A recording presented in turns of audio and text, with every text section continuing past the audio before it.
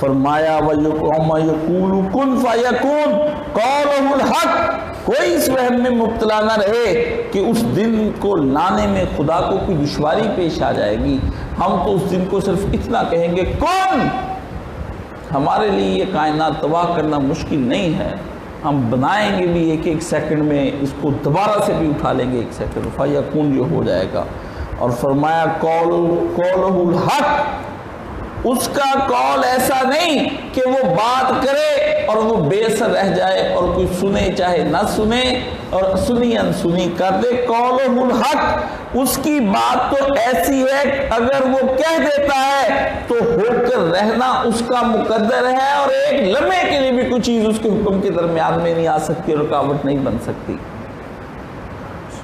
قولہ الحق، اللہ اللہ اللہ، حق کے معنی ہوتے ہیں ہو کے رہنا، یہاں پہ کہ جو چاہ لے وہ ہو کے رہتا ہے، اللہ نے فرمایا، اور اس میں نہ وقت لگتا ہے نہ رکاوٹ کوئی چیز بنتی ہے۔ یہ نہیں کہ اس نے چاہ لیا اور پھر وہ چاہا بڑی مدت کے بعد پورا ہوا کوئی شے اس کے حکم کو روک کر بیٹھ گئی، ایسا کبھی نہیں ہوگا۔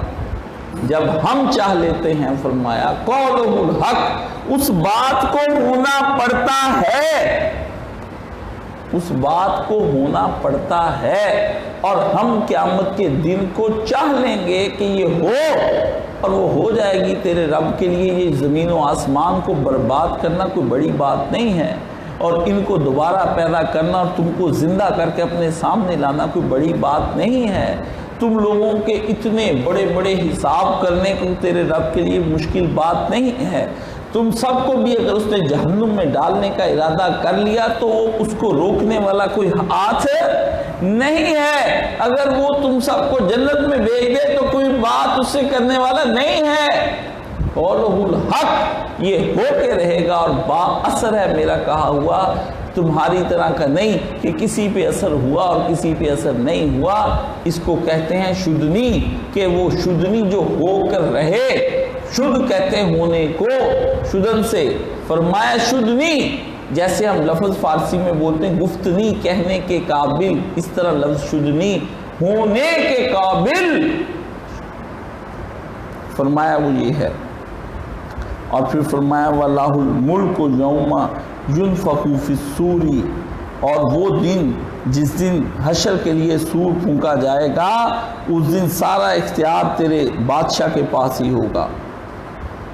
یہاں اصل چیز جو ہے وہ لہو ہے، اس جملے کے اندر جو اللہ نے لہو کا استعمال کیا ہے، لہو واحد کے لیے ہے، لا کے لیے، اور ہو اسی ایک کے لیے۔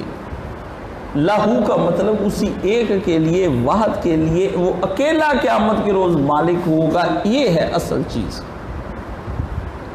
کیا مطلب کہ اس دن کسی کا زور نہیں چلے گا اور کسی کا اختیار نہیں ہوگا۔ دو چیزوں کی اللہ پاک نے یہاں نفی کر دی اس لاہو کے لگا کے، ایک اختیار کی نفی کر دی اور ایک سفارش کی نفی کر دی۔ فرمایا اکیلا میں مالک ہوں گا، اور کوئی آگے بڑھ کر مجھے سفارش کرنے کے لیے نہیں کہے گا کہ میں آپ کو یہ مشورہ دیتا ہوں، آپ اس کے بارے میں اس طرح سے کر دیں۔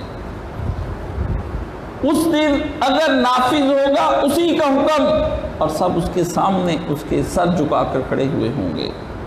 کیوں؟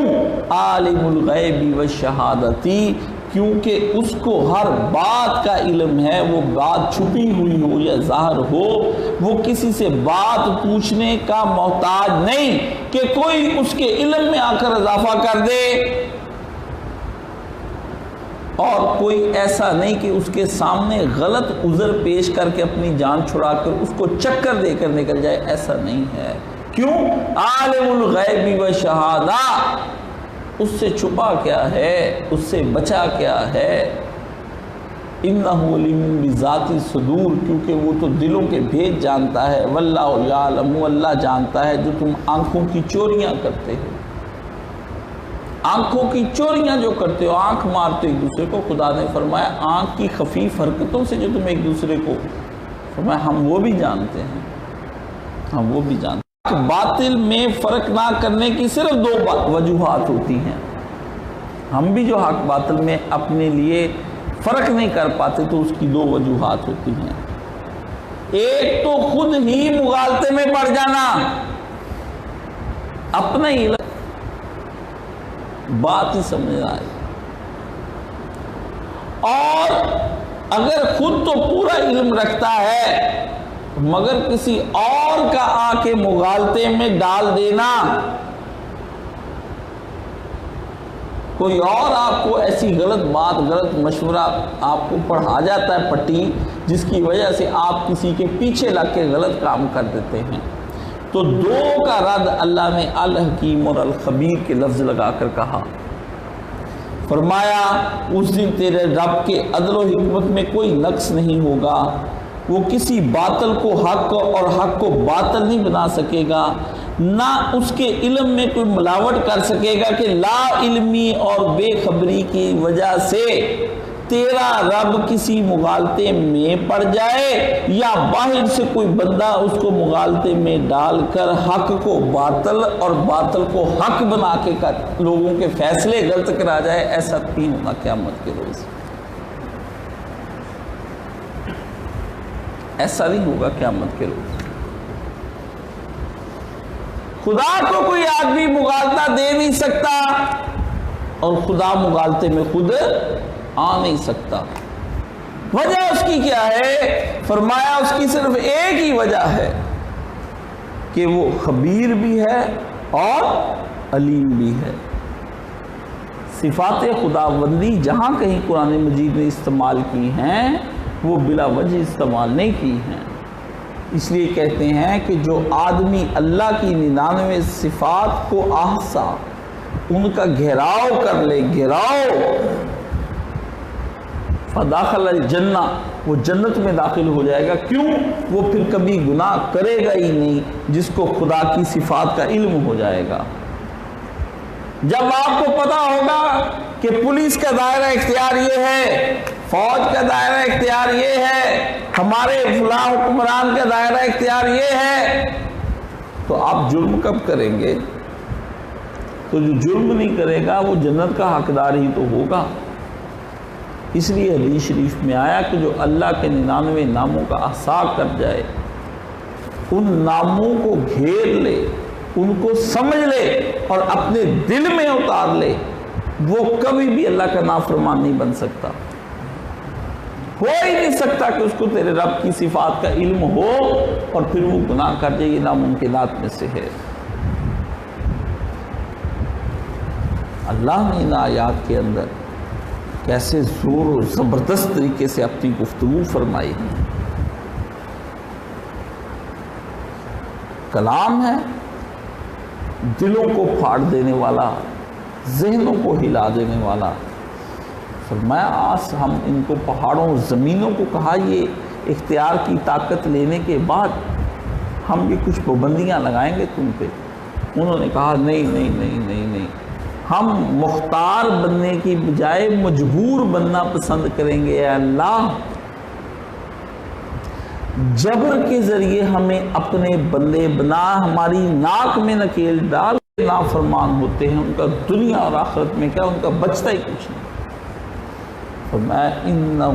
اور اس انسان کو دیکھ لو ظلومن جہولا، یہ اختیار کی طاقت کو لینے کے بعد اس کا کیسا غلط استعمال کرتا پھرتا ہے. اس کو پتہ نہیں یہ اتنے مہنگے پڑ جائیں گے اس کو. فرمایا لو تری المجرمون، اے کاش تو مجرموں کو اس دن دیکھتا، ان کے چہرے سیاہ ہو رہے ہوں گے خدا کی بارگاہوں میں، اور وہ تھر تھراتے ہوئے کام، یا لیتنی کنت قدمت لحیاتی، اے کاش میں پیدا نہ ہوا ہوتا، یا لیتنی کنت ترابا، اے کاش میں مٹی بن گیا ہوتا. فرمایا اس دن یہ آوازیں نکالیں گے، یا لیتنی کنت متخذا خلیلا، اے کاش میں نے اس کو یار نہ بنایا ہوتا، خود بھی غافل مجھے بھی غافل. آ یار ہم کھیلنے کے لیے چلتے ہیں، آ یار کچھ چل کر لیں، آ یار کچھ کھائیں پئیں، آ یار ہم کہیں کوئی ٹشن مشن کریں. اللہ کہتے ہیں وہاں پہ تم چھوڑ جاؤ گے. آیات بندے کو ہلا رہی ہیں. اور یہ اتنا لمبا چوڑا قرآن کس لیے ہے، یہ نقطہ اپنے ذہن میں رکھ لیں، ورنہ 2-4 صفحے میں بات ختم ہو سکتی تھی۔ فرمایا یہ اتنا قرآن میں نے تجھے اس لیے دیا ہے کہ یہ دنیا اتنی نازک مقام ہے کہ اس کے ہر لمحے کو بڑے سوچ سمجھ کے استعمال کریں تو اسے حساب نہیں دیا جائے گا۔